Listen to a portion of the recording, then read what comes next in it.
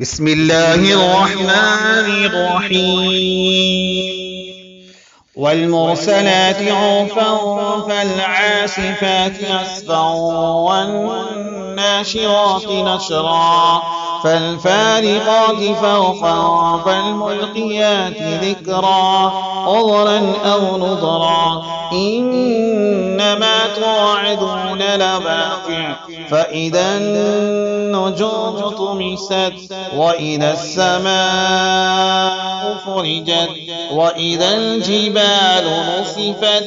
وإذا الرسل أقتت لأي يوم أجلت ليوم الفصل وما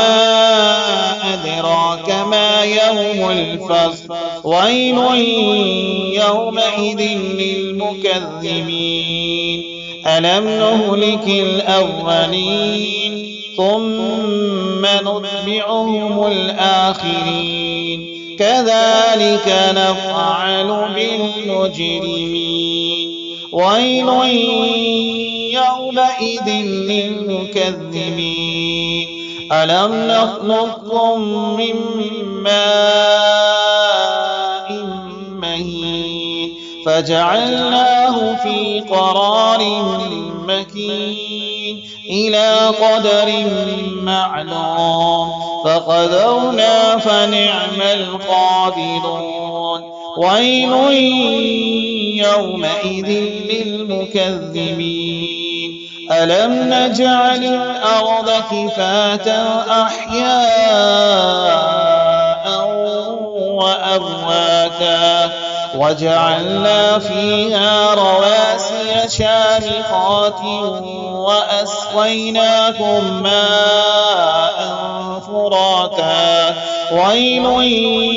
يومئذ للمكذبين انطلقوا إلى ما كنتم به تكذبون انطلقوا إلى ظل ذي ثلاث شعب لا ظليل ولا يغني من اللهب إنها ترمي بشرر كالقصر كأنه جمالة صفر ويل يومئذ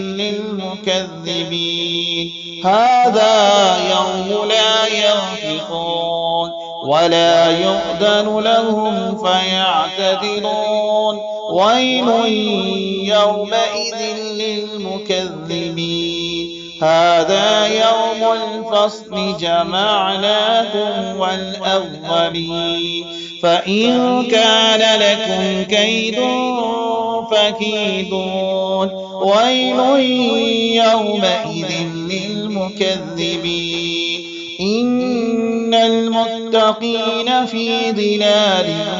وعيون وفواكه مما يشتهون كلوا واشربوا هنيئا بما كنتم تعملون إنا كذلك نجزي المحسنين ويل يومئذ للمكذبين كلوا وتمتعوا قليلا إنكم مجرمون ويل يومئذ للمكذبين وإذا قيل لهم اركعوا لا يركعون ويل يومئذ للمكذبين فبأي حديث بعده يؤمنون